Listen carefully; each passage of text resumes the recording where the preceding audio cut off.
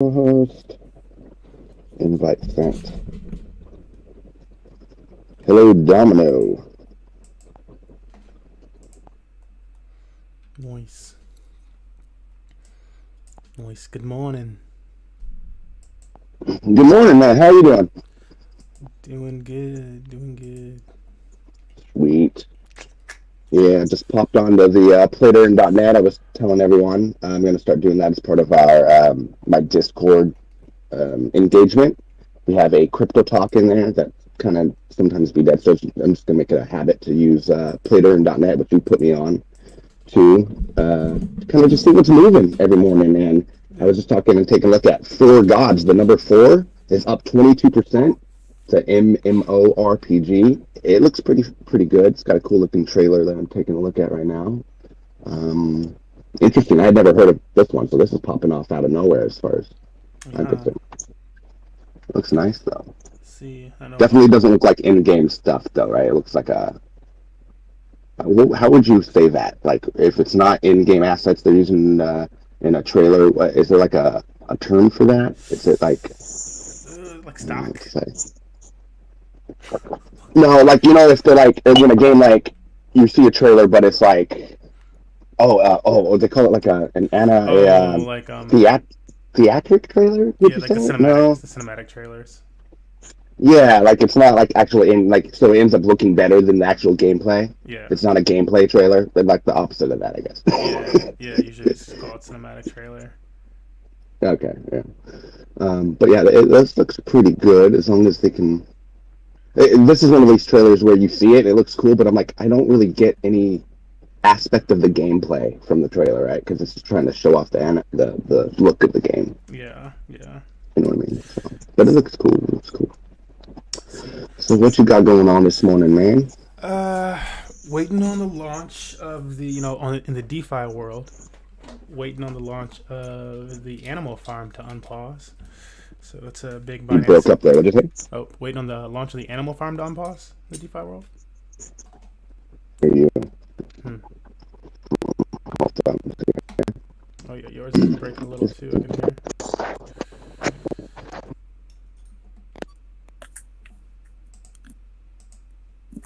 That sounds a lot better. It just got like really clear. It was like really scattery for a second. My audio is? Yeah. Is this better? Yeah, it's like way better. There's like no like background noise now or whatever it was. Oh, good. Okay. All right. Those are. No, that's good. I was using my Bluetooth headphones, and now I'm using my studio, so much better. Okay, good. Yeah. Okay. So it was on my side. Okay. Awesome. All right. So yeah. So go ahead. Sorry, I interrupted you. Oh yeah, I was just saying on the DeFi side of things, I'm prepping for the Animal Farm to unpause. It's a Binance Smart Chain farm, and so I'm really big into DeFi, of course. Funds Money Match Gaming, and right. Yeah, it's been a money maker. It's been like the biggest money maker probably in 2022, other than Drip, and sure, yeah, you were in there. Yeah, so like yeah, you were in that Drip. Very cool, man. And then whatchamacallit, on the gaming side of things though, Spider Tanks. It's been Spider Tank Pay Attention Day. It's it's May Mayhem. I'm not sure if you've heard of that. Yeah, every like 5 seconds you dip out. Dipping out every 5 seconds. Yeah, like it's not constant, but like it's weird. Yeah. So I can basically follow what you say, but every now and then you'll say a word right when the dip happens that like throws me off. Okay, so sorry, okay. I'm trying to. It's all good. Let me try to fix it or something.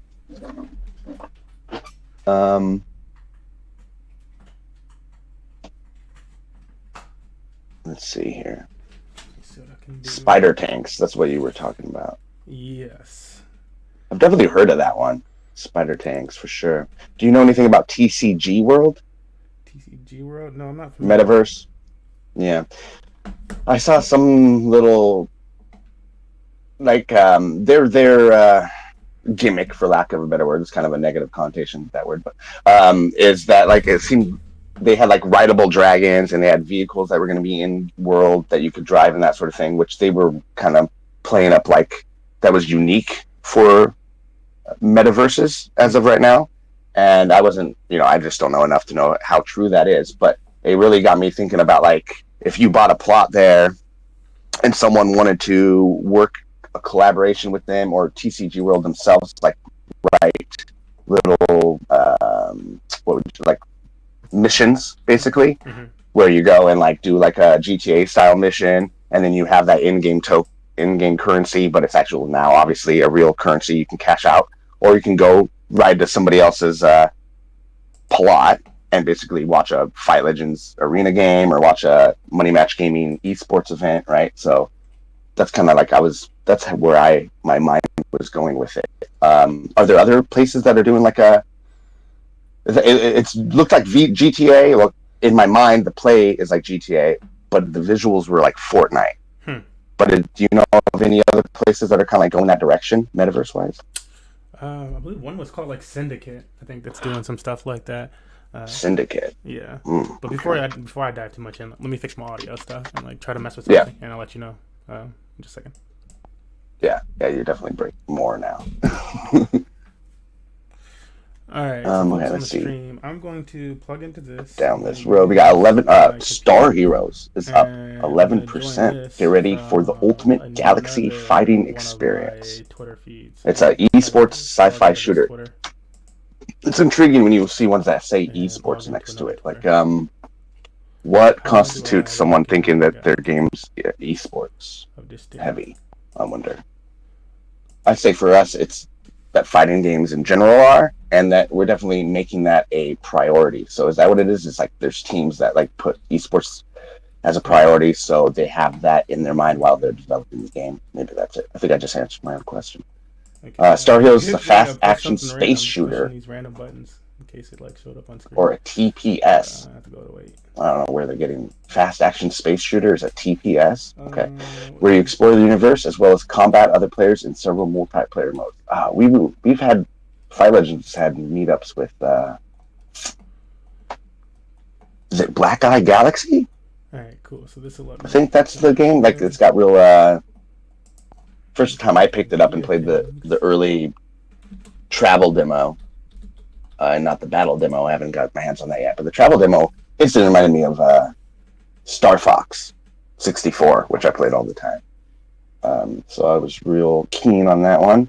The game, this Star Heroes, on the other hand, has been developed for 2 years by people who elite gaming developers previously participated in the creation of. I was real keen on that one. The game, this Star Heroes, on the other hand, has been developed for 2 years by people who elite gaming developers previously participated in the creation of CD Projekt Red. Top gaming titles like The Witcher 3, Wild Hunt, and Cyberpunk 2077. Interesting. Hey, what account am I logged into? Trying to see if they have any. Well, they got some like concept art, stuff like that, but nothing beyond that. Definitely making moves though, so they must have it's in there. Made some sort of rumor or something as out there. Hey everybody. Hey, we got Aaron. We've got SMM buddy. Oh, I see. I've never seen that account before. That's hilarious. And we got Who Dat. It's Who Dat.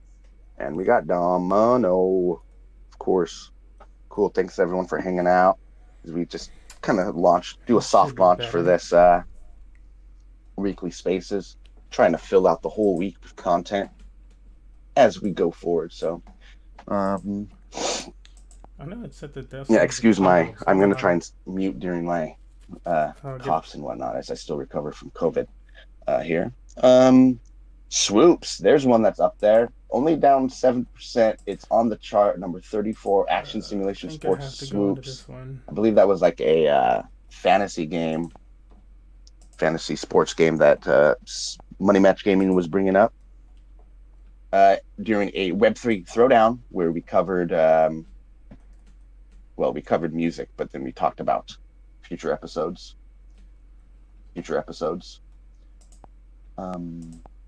Every Tuesday we do those, but we skipped that this week because of my COVID.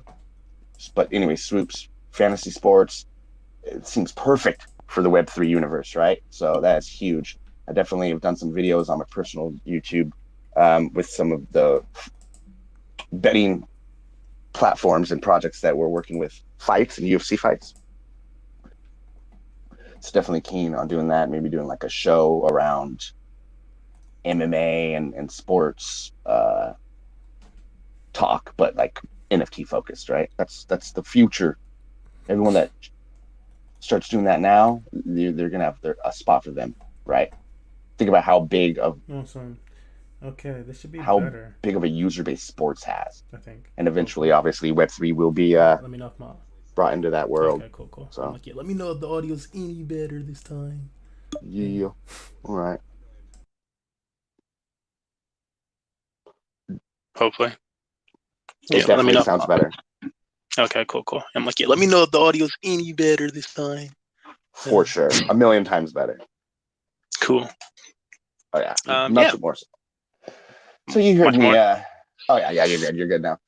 So you heard me yapping over here. Finally ran into Swoops, which I mean I guess it's gaming, but I was not expecting to see it on the game list. But yeah, we're gonna definitely be covering that in a future Web3 throwdown. Of course, I don't know if you saw, but also want to bring back the GameFi throwdowns. I don't know how to freaking do that. That might be like a solo thing where I have special guests on. Because I'm still trying to figure out how, if it's possible to like say like you and Bryson want to come on a GameFi throwdown. How do I make it fun for all three of us if we can't play most NFT games together?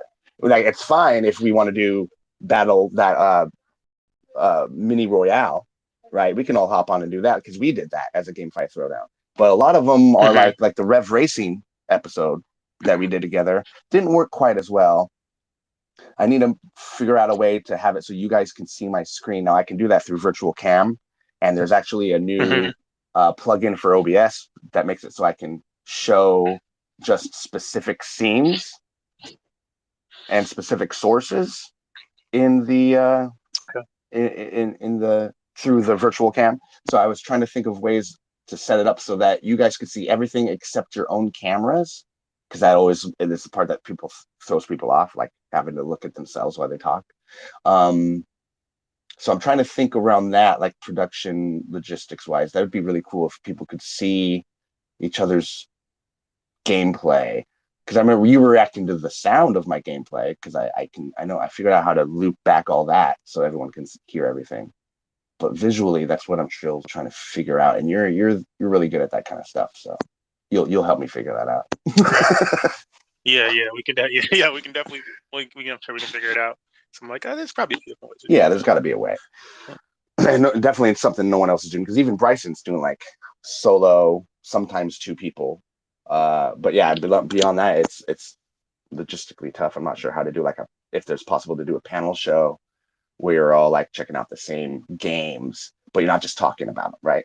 Like around the metaverse, sometimes they'll talk about game, but they're never actually showing the footage. It's just talking heads.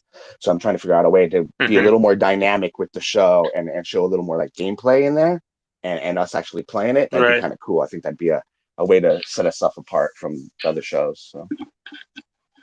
Right. Yeah. I'm like, if everybody were to get their, like, if everybody's using OBS, which I imagine everybody's using like OBS or Streamlabs probably, then I could like coach people through, unless they just wanted to research it themselves, how to like, wire the sound through and make their game audio or whatever come through as well. Well, that might be actually a little chaotic, but they could also mute it if they wanted to.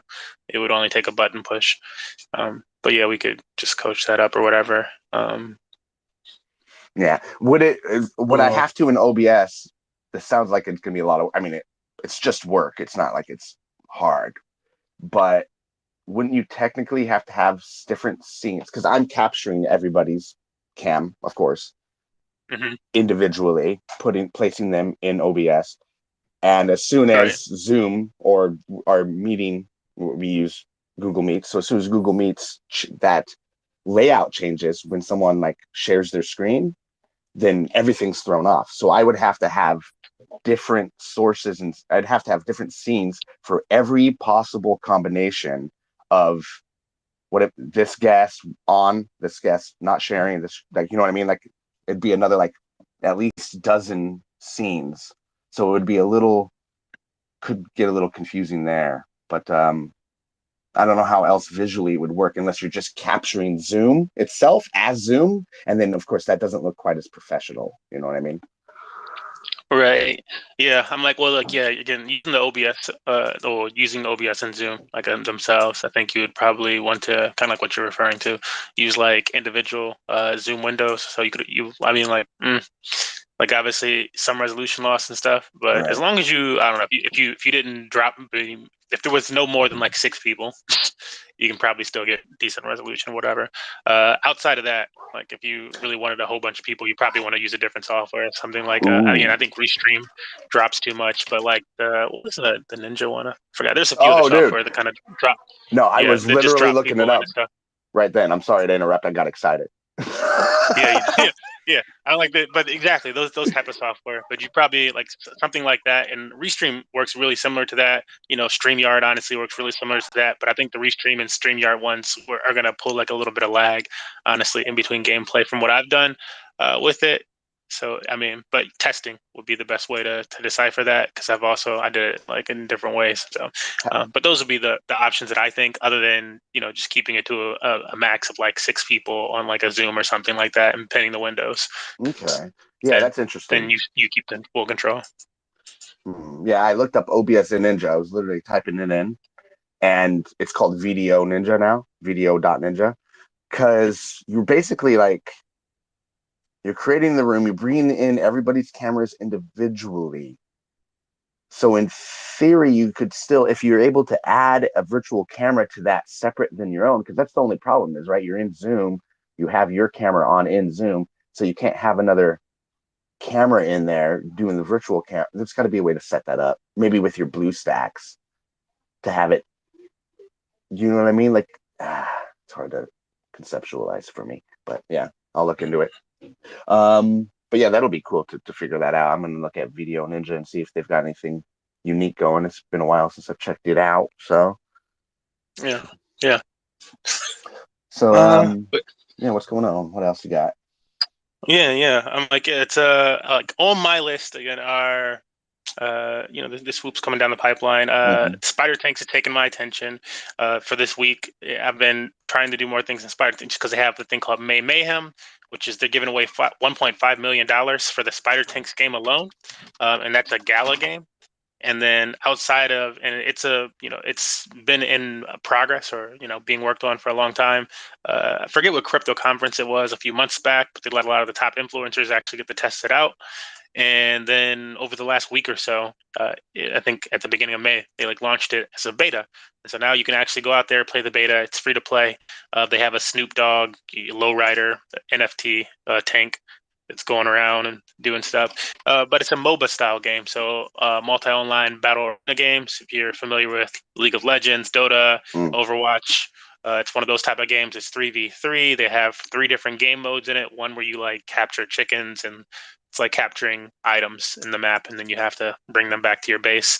The death match, and then not even capture the flag. It's like a hold the flag for as long as possible type of mode.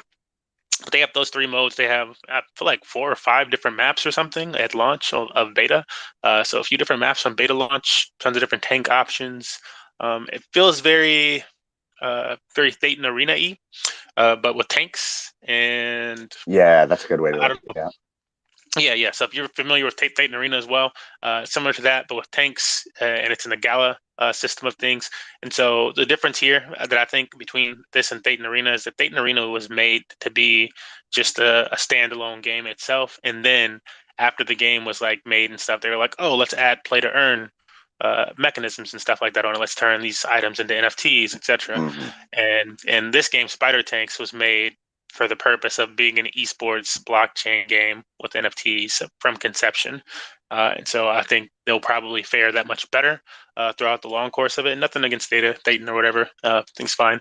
But I think when you aim toward being that esport type of game and have blockchain in mind from the very beginning, you start to fare a little differently. So I think it'll probably have a trajectory similar to a Gods Unchained or something, where Gods Unchained is very obviously aimed at for esports, and they're constantly making patch updates or whatever, and nerfing certain characters or changing this or that or with their cards, but doing these different things to adjust the meta. You don't really see that in Thetan Arena. It's kind of like it's out, and get your things, get your skins, and the skins are really just about rarity, and there's nothing else to that. But I think they'll probably be doing nerfs and buffs and all this different crazy stuff, and you can see a lot more of the stats breakdown than you do in Thetan Arena. As far as like the speed, like there's some of that speed and strength and this and that in Thetan, but I feel like there's just a little bit more information in spider bots or spider tanks. Right. I said bots because on my screen I also have rebel bots. I'm always like watching the price of rebel bots, trying to get a low entry. Interesting. Rebel bots is okay. I'm gonna look that one up. Spider tanks, yeah, that one looks pretty cool. I definitely agree that something being built with with Web3 in mind, as opposed to like an afterthought, is obviously huge in my book. Especially when you think about like what kind of the difference in a team and how you're building your team from Web 2 to Web 3, right? So I definitely like the idea of like Spider Tank's team being ingrained in Web 3 from the start. So that's very cool and awesome. Yeah. Of course, we love being able to play free demos and whatnot. So that's huge, right? Right, yeah, and they have their own. There's going to be like a tokenomics and structure with that, where you earn the token. So I'm interested to see how you can earn the token too. I guess early on they're supposed to have like a test token, which I forget what it's called. I can actually call it test something or other, and then they're going to switch to a silk token. So the token will be silk since it's spider tanks silk. But yeah, that'll be the name of their token. Yeah. If you're interested in buying any of the like again, the NFTs are free to play and stuff, so you don't have to buy anything to get started. But if you really want to, again, it's on Gala Games, and the NFTs you're purchasing them on the Ethereum blockchain. There should be a secondary market on, I believe, OpenSea. So I haven't looked at the secondary market yet, so like don't quote me on that, but I'm pretty sure that's where it left. Yeah, that is where it is. Secondary markets on OpenSea, but you can still buy the original NFTs, for yourself off of just the website. Nice, very cool. Yeah, as I watch it, it just struck me that a game I've like called for a Web3 version of is Twisted Metal. I don't know if you're familiar. Yeah, so it's kind of come on. Oh yeah. Oh, all right, bro. I don't know. Oh shit, I loved that game, man. Yeah, it was fun. That's fun. Yeah. So yeah, I definitely would like to see that. This is it's going that direction, obviously. Bryson the other day was playing like a go-kart game. What was it, like kitty carts or some shit like that, which was like obviously like yeah. So like combine that with this, or like like Mario Kart obviously has the racing part, but then they have like the battle arena where it's just like so that's basically what Twisted Metal was, but with not a kart game. It was cool, different, crazy tanks and stuff like that. So that's why it like leads me to like envisioning that, because it's a combination basically of those two game modes. So it's kind of cool. Yeah, I've got high hopes for the what do I want to call it, the racing space, I guess, in blockchain games and stuff like that, especially with the one of the last games I just mentioned, Rebel Bots. Is they have a partnership venture with it's an Animoca Brands game, and people that are into blockchain games are probably starting to hear Animoca quite a bit, starting to get used to that name. Because I was also the one behind what's the other racing game that we played? Another Rev Racing. Yeah, Rev Racing. Animoca is also behind Rev Racing, and I forget what other games they have, but like when you look them up, they like have quite a few games in blockchain and out in the centralized space. But they recently acquired the rights to Grid, the Grid racing game, and a few other games. I forgot what other Need for Speed. Need for Speed, they have Need for Speed under their belt now. The studio that makes that, they have the Grid underneath their belt now, and it was like two other ones that they got.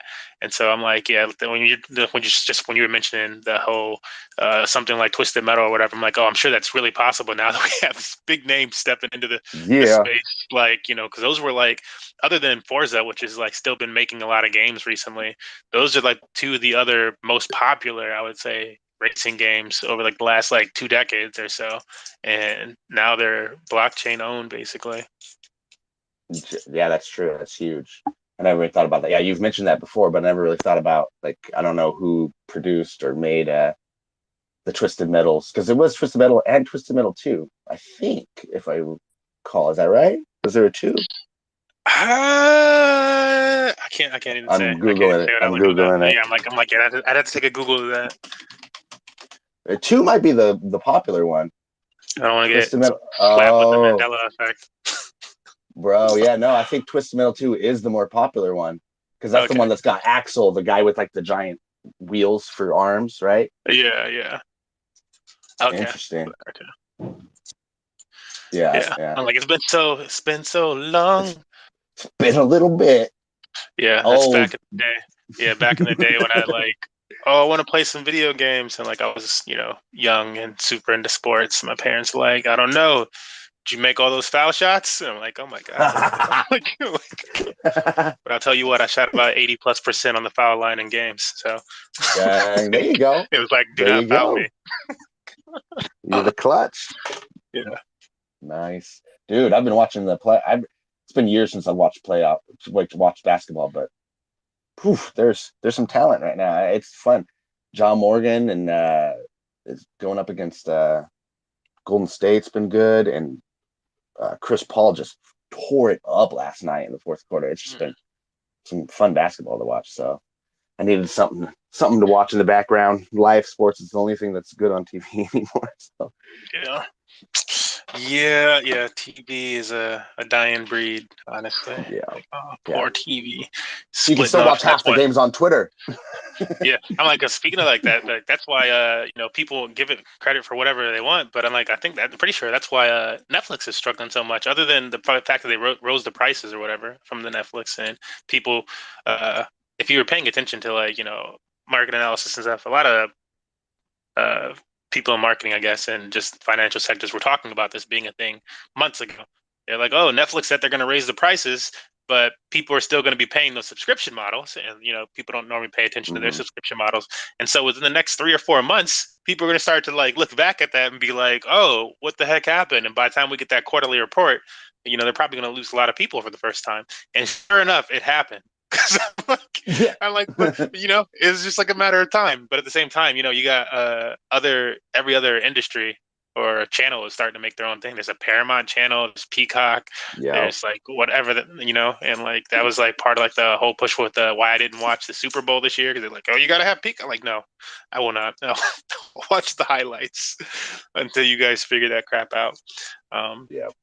But yeah, there's so many different ones popping up that there's all of a sudden competition in this space that there wasn't before.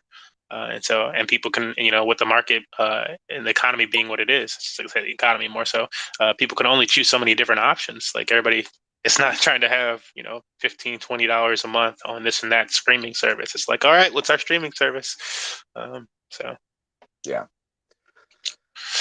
Yeah, and they can't even keep their shit straight anyways. Like, I'm like, oh, I got ESPN Plus to watch UFC, and then like, oh, for $5 more you can get Hulu. So we do that, and then all of a sudden they're charging us more, and we don't have Hulu, and it's like, guys, are you incompetent, or are you just trying to rip people off? It's probably a little bit of both. I don't know.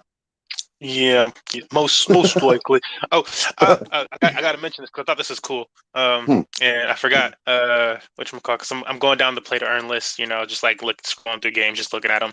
And also, anybody who's like familiar with PlayToEarn, always go past the first page. Like the first page, so like, oh, it's popular, but there's oftentimes really, really good games that are on the second page. Like Illuvium is on page 2. I always put that, and right underneath Illuvium is Rebel Bots, the game that I was just talking about, which is Rebel Bots is not out yet. But other than the Animoca brands being their partnership, what I really am curious about Rebel Bots is they also have a partnership with Ubisoft. So yeah, the creators of Assassin's Creed and tons of other first-person shooters and stuff is also in partnership with Rebel Bots, and it'll be a play-to-earn game with land where if you own one of these Rebel Bots, 10,000 NFTs that are the Rebel Bots, then you're pretty much like a governor of the land when the play-to-earn system starts to work out and stuff. And so your income from everybody else who's playing the game, there's only 10,000 people that can be those governors of the lands, basically. So that's like it's like 0.3 Ethereum floor right now, but that's probably going to be a pretty dang good deal. But aside from the point, the thing that I wanted to point out really was that if you cross-check play-to-earn list with another application, DAP Radar, and you're just sorting out DAP Radar, which is another very famous, or well-known application for checking into things. Just sorting out DAP Radar from all blockchains and DApps.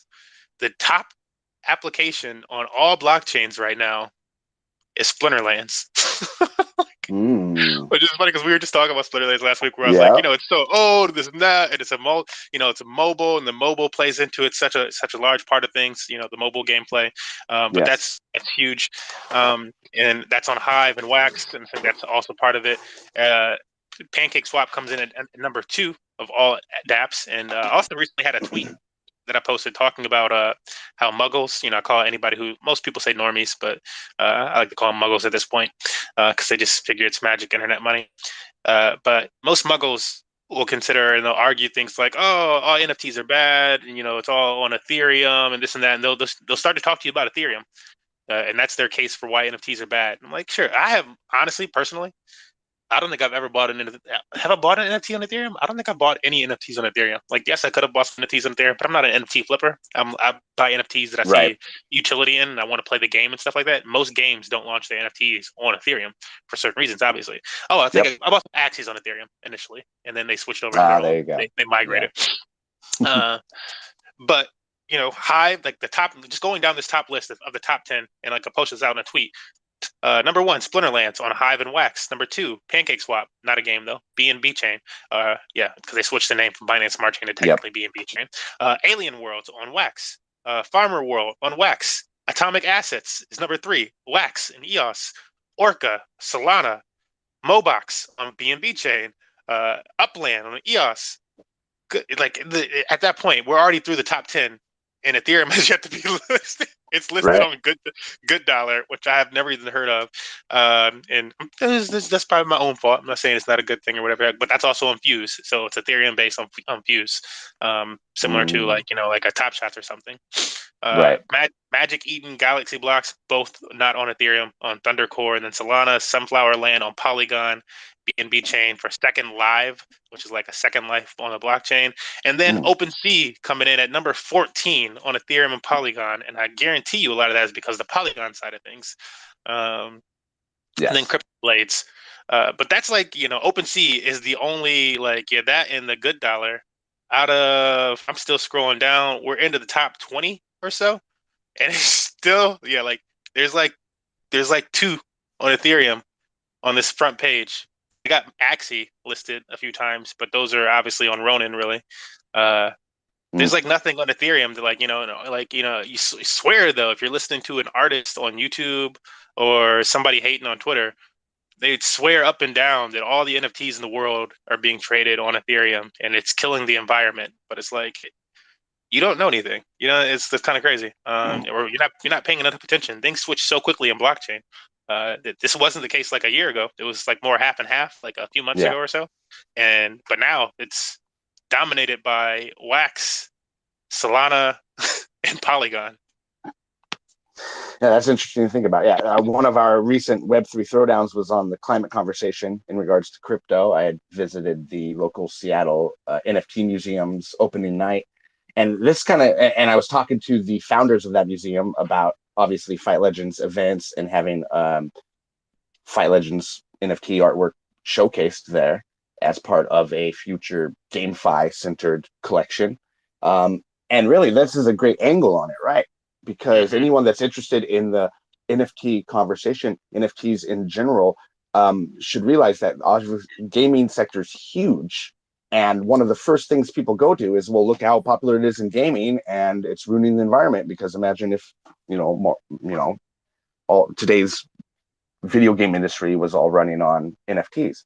But you can instantly, like you said, play that down with some of the similar arguments that people were using in the first gallery, right? Like they had Wax NFTs there. Why did they have Wax NFTs there? Because, it's not Ethereum, low gas fees. It's not bad for the environment. It's carbon neutral. So it's like, you can obviously still tap into that. It doesn't have to be just for games. I wonder if they're wondering people aren't going to be interested because not everyone's into gaming. But it's not just about that. It's about a huge use case that's got huge potential to be one of the most popular use cases for NFTs. And it's still we can still beat every argument out there from a Muggle. That's like, Yeah. oh well, this and that, about the the energy consumption. So yeah. Oh my goodness. My funny thing too about like Muggles and like their whole energy consumption argument is that they don't even take the time to look up things about what the current energy consumption is of the games that they like to play currently. They have no idea. ooh, yeah, They that's don't. They true. don't take the time to it. Like most Muggles will argue about, oh, why would there? We don't need a blockchain, YouTube, or this or that because we already have YouTube and it's so great. And it's like YouTube uses up about 6 times the energy consumption of Bitcoin and Ethereum. Shut up. Yeah. Like Yep. that's a large amount of energy. That's Sure a is. large amount of energy. It's a huge amount, and it like they could be more carbon neutral or do something to help the environment, but you're not complaining to them, and so they're not fixing anything. And like if they do start to, it's because you just started complaining, and now they're like, oh, I guess we should. I guess we should start to help some. Yeah, and then you're like, I guess we'll offset that, and how they'll do it is they'll buy up assets like to get carbon credits and stuff like that, so that they won't actually reduce their energy consumption. They'll just buy up enough stuff because they have so much money that they say that it's offset, and there they go, and then the Muggles are happy again. And it's like, but you're not you're judging this other space that's actually cutting the energy consumption of their things. They're not buying up all these carbon credits and crap like that. We'll plant this many trees and it'll help the environment in 20 years, 30, 40 years. Like, bruh. Like so, like how much is what was it? I forget. But I looked up just Microsoft employees, not even the Microsoft devices and stuff like that. How much energy consumption they were using, because obviously a big video gaming brand, and it's insane. Just the employees alone are using up like I think about as much energy consumption as Bitcoin or something like that. It's crazy. It's crazy, and like just the employees, like not the factories, not the transporting and stuff like that. Just them going to the office and turning their computers on. Wild. They don't care to look that information up. Yeah, and if you think about like, oh well, Google owns YouTube. What media companies does Google have their hands in? What would those media companies want to tell the normies out there to get them? What's YouTube's biggest future opponent? It's Web3 video services, right? Decentral, Web3 services. So they can instantly target that as like the business enemy.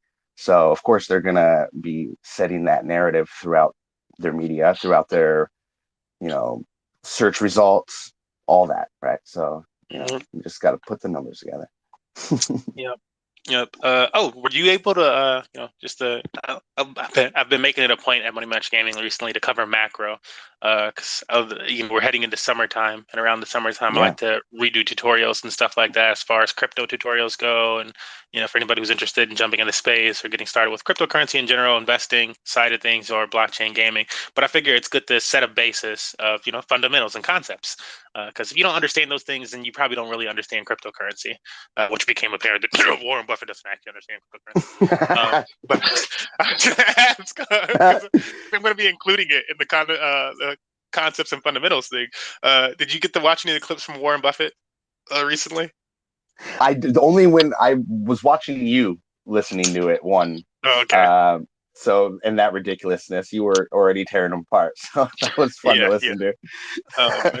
Yeah, it was just funny to me because I had to do my own research around Warren Buffett a little bit more and stuff like. Because I was like, it just became I became curious. I'm like, well, how many tech stocks does he even own?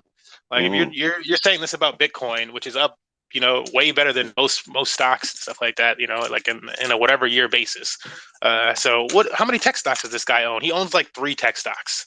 This billionaire with all this money owns like 3 tech stocks. And I'm like, okay, so you really don't own any tech stocks, and the only ones you've owned have been doing well for like 30, 40 years. So they need like a 30 or 40 year time span or something like that. And then you're like, all right, I guess I'll invest in that tech stock. He doesn't have 30 or 40 years for Bitcoin before he decides to invest in it. He's going to be dead by then, guys. Unless they make him into a Futurama head jar, Warren Buffett is not going to be investing in Bitcoin. like straight up, 91 years old. This guy is not. He doesn't have the time. So I'm like, and like he's quoted as saying, and it's a smart quote, so he's got his investor brain going, but at the same time, at a certain age, and this is it's ageist, but not really. It's just understanding things cognitively with folks, and I've studied the cognitive brain transitions of people and stuff like that, in cohorts and what's it called, gerontology, but at a certain point, if you learn certain things in life at a certain age, you grasp them quicker. So if you want to learn like a language, you want to start to learn that second language, or if you could teach your child like 4 or 5 languages if you start teaching them from like the moment that you start teaching them English. Like you start teaching them right away, you can teach them as many languages as you want. Same thing with mathematics and this and that. And sometimes you'll hear a story about these kids that are like genius kids at like the age of 6 or something like that, because they've been around these like parents that are lawyers, whatever the heck, and that's just like what the kids gravitate, and they push them toward it. And all of a sudden, this kid is a whiz kid because they can actually adapt to those things. They adapt to these concepts quicker at a younger age. By the time you're 6 or 7 years old, you're going to start to adapt to these concepts a lot slower. By the time you're way later in life, say 91 years old, 90 years old, 80 years old, by the time Warren Buffett's hearing about Bitcoin, you're going to adapt to these concepts super slow. And you can see this like way earlier. Jump forward. I'm saying Warren Buffett at 80. You can see jump forward to him at 30, 40 years old. What are some of the concepts being brought to him, at that time as far as technology goes, cell phones and stuff? Like, why is this man invested in more cell phone companies? It's probably a good investment. He's not invested in any because he didn't understand them when they were coming out. Shit. Like, That's a good point. He did not understand them. He's finally invested in Apple, and that's more than just a cell phone. It's really for the computing part of it. But he doesn't care about cell phone because he probably doesn't understand them as well. He's not on the internet every day like everybody else in this now. He's talking about I read a lot. Like, yeah, you read, but you're probably reading the most old school form of things too, honestly. But that's just to say that like you're not trying to crack on too much. It's just like that's part of your cognitive learning ability and how quickly you're able to learn new things, as well as the rate of technology change. And for the younger generation, for millennials and up, Generation X and up, honestly, we're used to things changing at a lot quicker of a pace. Like we have it went from the Walkman to the CD player to iPods to this to that to your cell phone only, in a span of like 10, 20 years. And the previous generations waited about 40 years for the dang, rotary phone to change. They were not having changes happen very often. Yeah, that's fair. They just weren't. So like, and so like when he's thinking, and like, it's honestly, it's about 40 years for the rotary phone to change. And when you think about the fact that Warren Buffett's waiting for about 30 or 40 years before he decides to invest in something, starts to make sense. So he's not going to do it. This man used the analogy of, if I owned 1% of all farmland in America, if you offered him 1% of all farmland, and then he bought it for $1 billion, and if you offered him 1% of all apartment housing in America, and then if you offered him 100% of all Bitcoin, I'm like, right away, when you say 100% of all Bitcoin, that should just throw any Bitcoiner, a Bitcoin maximalist, it throws a red flag. Like, nobody wants to, you own 100% of all Bitcoin, it's immediately centralized and monopolized. Like, that defeats the point of Bitcoin. Right. And you would not say something so silly if you actually understood Bitcoin. Like, you just wouldn't, because that makes no sense. But that's where this guy is thinking about it. And like, it's like, he's probably shunning anybody in his circle that tries to talk to him about it on a serious level. So I don't think it's ever going to happen. He's got good investing fundamental tips, but as far as like actually picking out the good stocks for you and stuff like that, he can't do it. He can't do it. He's on the level of like a Peter Schiff or something like that. And recently I learned that Peter Schiff's family is part of the family that like created basically the Federal Reserve and stuff. And so I'm like, there's a those are all people that are in the top 1% of America still. And so it's like, okay, well, that's very obvious why you feel the way that you feel about things and why you won't touch any cryptocurrencies, period, other than gold. Well, that's not a cryptocurrency, but it's because he's all about preserving that wealth that the 1% of America got from creating the Federal Reserve. Interesting. It all reminds me of like how Mark Cuban, at least Mark Cuban's initially got the, I don't know what to call it, for just the wherewithal and the desire to try and learn crypto and get in on it, right? Even though he's kind of like burning himself and then like calling for regulation after the fact. That's kind of funny. But it's kind of interesting to see someone like him. He's got plenty of money. He could just sit on it, but he's intrigued, right? He wants to try and learn it. He's got a little degen in him. Whereas I think that's just a different type of investor than a more traditional style, Yeah, I mean, and they've got that 40-year split, man. I'm like, and they've got a good 40-year difference between them and Warren Buffett. That whole like, because I'm like, it's not just Mark Cuban, Kevin O'Leary, Ray Dalio, whatchamacallit, I'm getting on his name now. You got in there from MicroStrategy guy. What's his name? Oh, Sailor. Yeah, Michael Right? Saylor. Yeah, All yeah. these people flip their opinion on Bitcoin. They're all one Yep. percenters. Like, they all flip their That's true. opinion. Yep. And it's like, but they also are like, 20, 30, 40 years difference than Warren Buffett. So it's going to take him that much longer. And it's just like, it's like the older you, it's going to take you longer. No, but like the you older said even he doesn't have any like phone companies in his portfolio, right? So even when he was the Mark Cuban age, he was still sticking to what he knew. He wasn't trying to go and look at these other, industries. Yeah. So yeah, he's jumped. Yeah, but I thought it was interesting, and go listen. If you haven't listened to it, I would suggest listening to it. They do have some, they have some wisdom to spread in there, but I just wouldn't take them. It's just obvious, like that became a very obvious conversation of like, dang, you really do not understand cryptocurrency still, and like, how? But you read so much and stuff. Like, what are you reading? yeah, Oh my god, you don't want to learn it. Then I guess I don't know.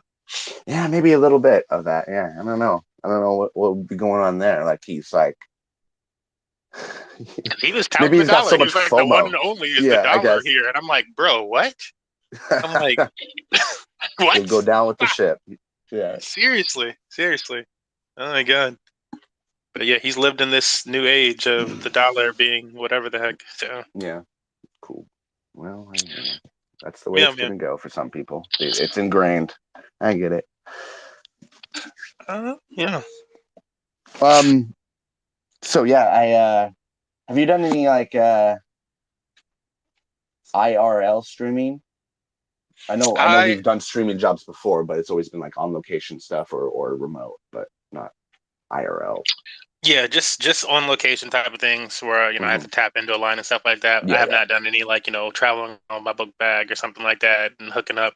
Yeah, just kind of like the Twitter, how Twitch started more so. But yeah, haven't yeah, done that much gun of that run. stuff. Yeah, Yep. cool. That's what I've been looking into. A while back, I used a live view solo for when I was first getting into broadcasting and production and stuff, and that was really cool to do like a Bernie Sanders thing here in Seattle. He's popular, Nice. so I think that was from like Safeco Field or something. So it was nice to use that bonded coverage, and so now I'm looking into that for Fight Legends because to do like vlogs from different events and stuff like that. So obviously there's more expensive ones, and they're throwing in like the latest and greatest, but I've been watching some guys do like some I don't know what you'd call it, like they're making their own kit basically, and those are a lot cheaper, and it seems like in some ways they're actually better than some of the ones that like LiveView and Unlimited IRL are selling, as because they sell like a whole backpack kit for you. So yeah, I was just wondering if you had any insight there as I look into like possible events and stuff to set up in the future. Yeah, no, yeah, I'd have to go down the deep dive tunnel. Yeah, learn more about that. yeah, I've been watching because I was like, okay, well that's cool, but can you control OBS? Well, there's OBS remotes, so could I be in New York and have my OBS running in my like hotel room on my laptop, and I'm like remote controlling it through my phone to switch from like a BRB screen to like a different you know what I mean, just flipping through sources and things. I'm like, I believe you could. Yeah, I'm like, I believe you could, because like I guess like the one IRL things that I was doing, where I was I was still behind the OBS setup or whatever the heck, but I would send Lily out like during like all the protests and stuff like that, and Nice. She would go around to different places, and I would control the stream from like the office, and she would be up there and talking to people or getting different camera angles on her phone or what kind of on her phone, or ask other people to call in on their stuff like that. So that's like just like one like type of thing with it. But I also know like if I were to step away from that my office, whatever, I did look up things where you could still, there's applications and whatnot where you can still control your OBS setup from a distance, so you can push those buttons like you were saying.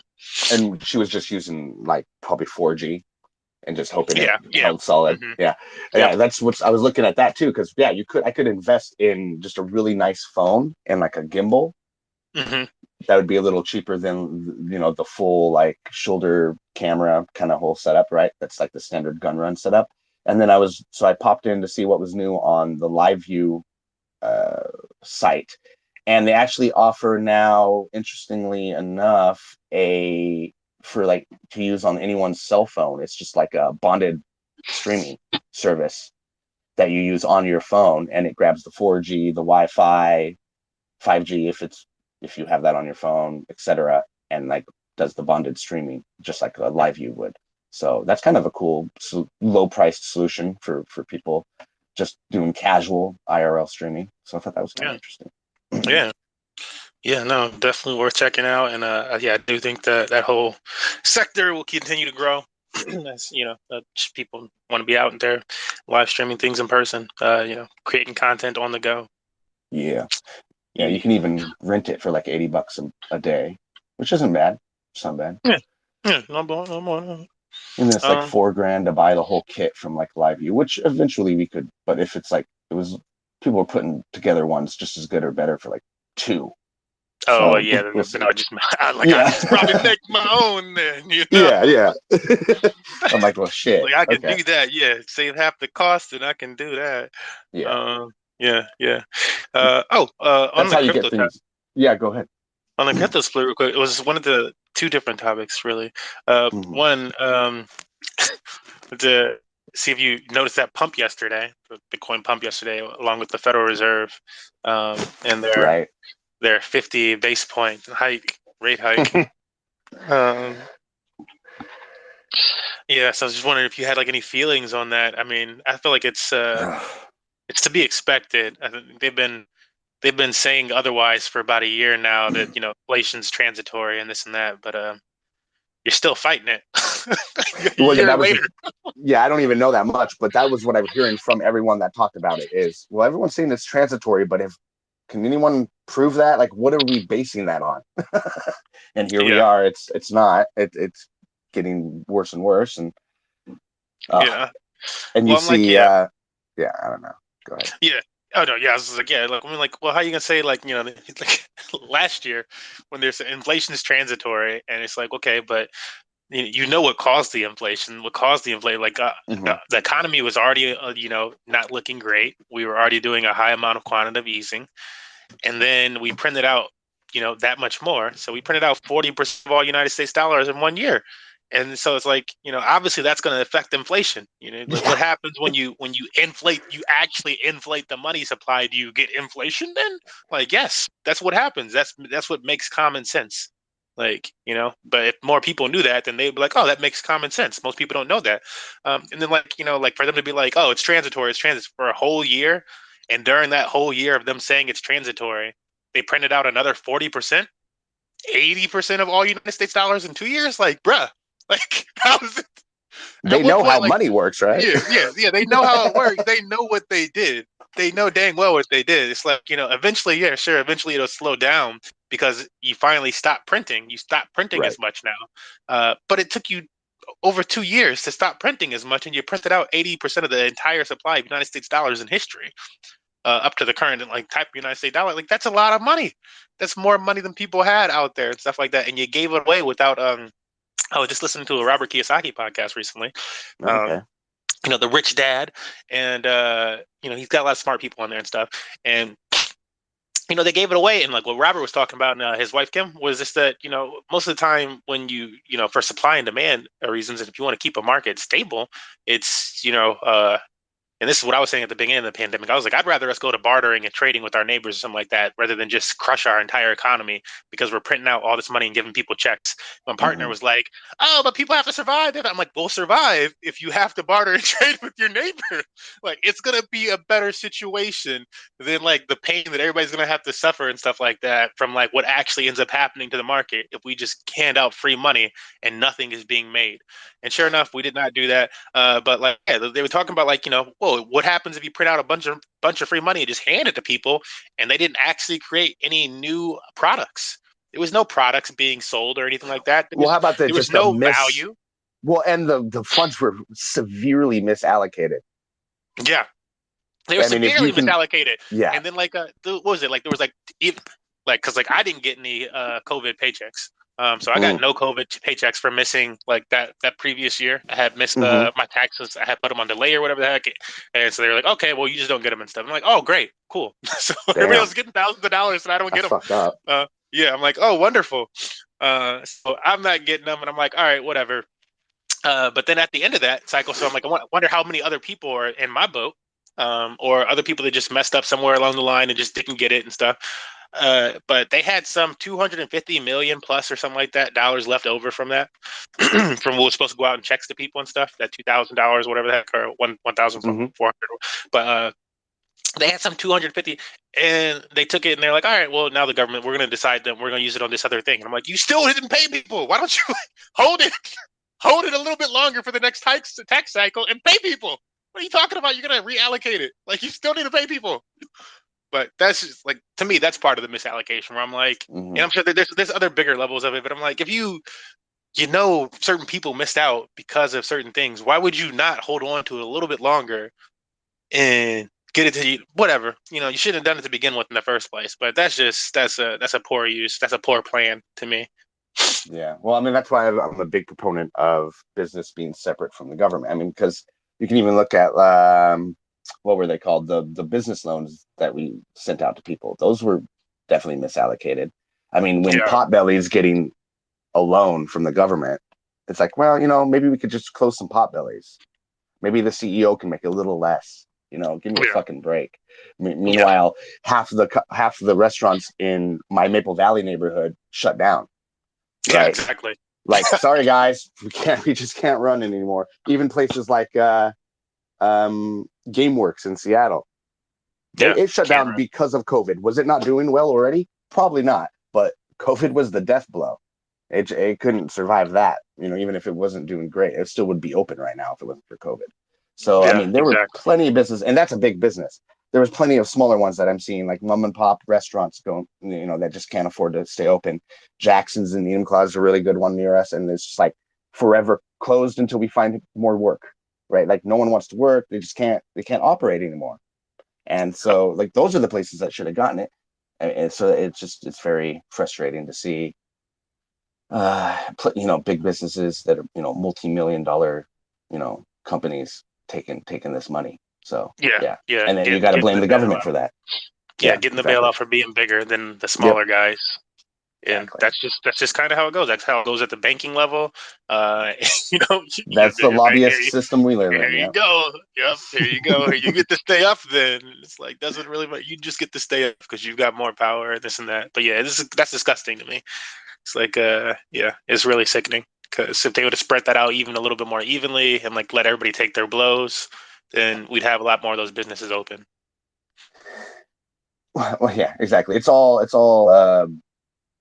subjective to like how big the company was. I come from an understanding that like if you're an American company and you have huge success, then it's actually almost your duty to take a little more of it on the chin.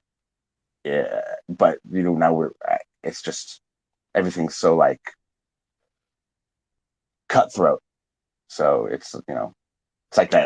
It always reminds me of that the South Park episode where everyone's like rallying against Walmart coming to the town, and so they make this other business like huge and boom into like the next Walmart, and it just happens anyway. So it's it's just kind of, I think it's the way that capitalism works. So for better or worse.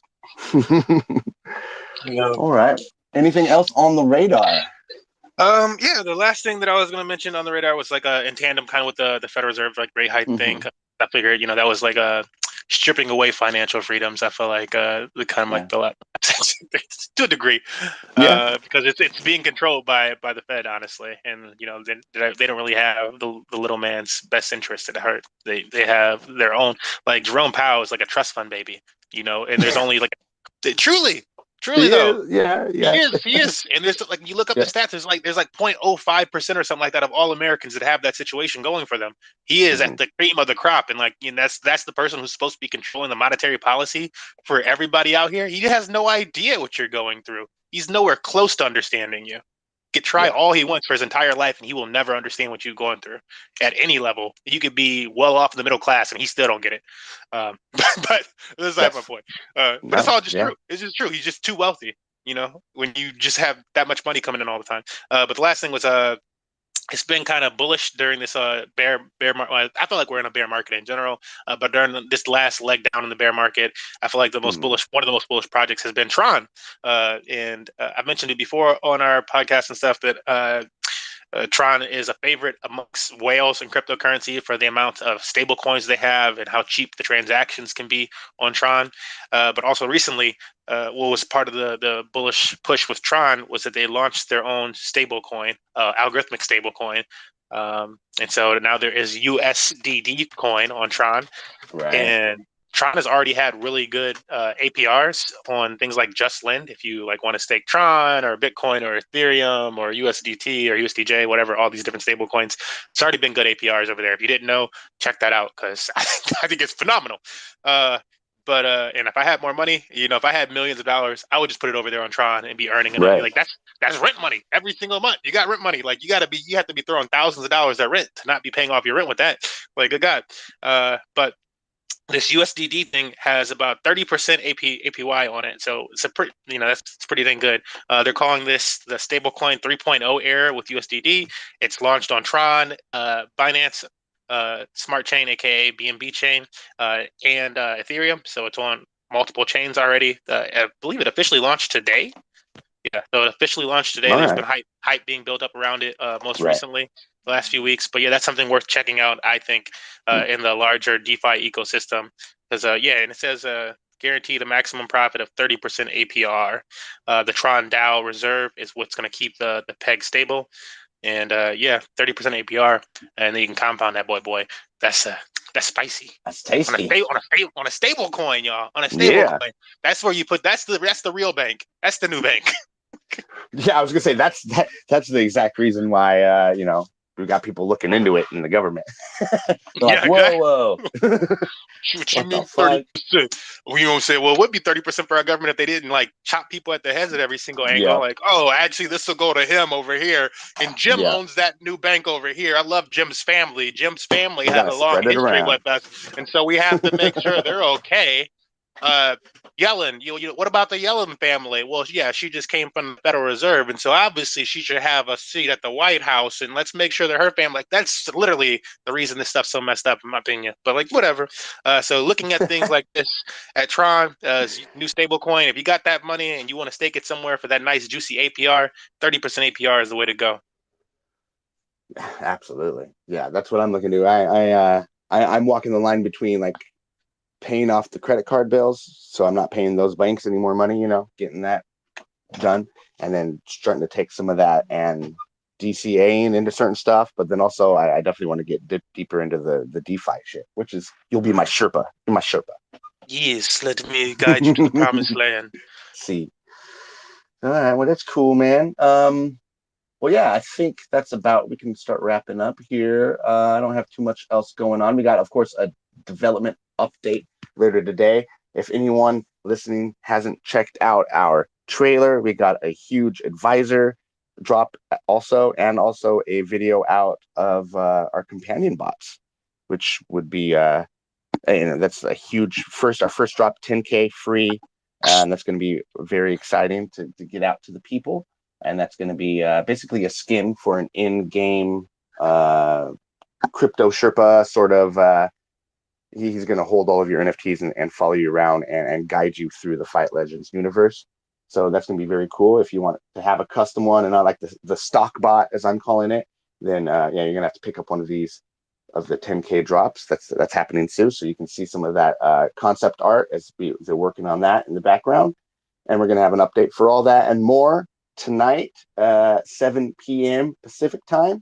So hopefully, and that'll be streaming YouTube, Twitch, DLive TV / Shawn S. Porter. I think that's and on Twitter as well. So hopefully you can all hang out and check that out. What else you got going for the rest of the week at Money Match Gaming, Smurf?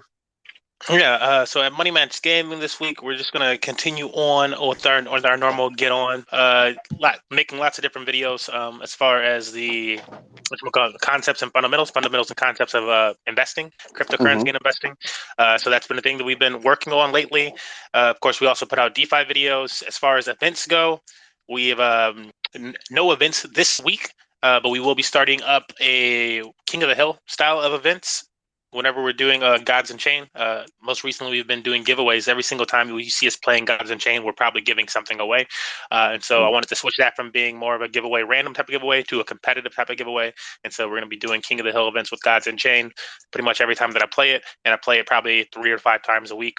We will also be doing Spider Tank streams, taking part in that May Mayhem that I mentioned. I also have a video tutorial coming out for Spider Tanks to help people get started in it, because we had a community member have some questions about like, I downloaded the installer, but it's not working for me. What do I do? And so helped him out and made a video to help other people out as far as that goes. And then other than that, look out for our next Smash Bros event, which will be in about a week or so. Updates always coming through to our Discord bot, which is a PlayToEarn Discord server that we have going. So we should be connecting that to the BNB chain or Binance Smart Chain soon here. It's also connected to the Wax blockchain as far as our NFTs, and we have NFT Quest module, which recently been fixed. We just have to push it live, so you can earn certain NFTs in the Money Match Gaming ecosystem and earn tickets, which is our points and reward system, and get prizes via just having those NFTs. So yeah, that's what we got going on. Nice. That's awesome. Well, definitely everyone make sure you're following Money Match Gaming, following Fight Legends. Make sure to hop over to YouTube, Fight Legends YouTube, and hop in our Discord and say hello. And we'll see you next week on the wide open Web3 spaces.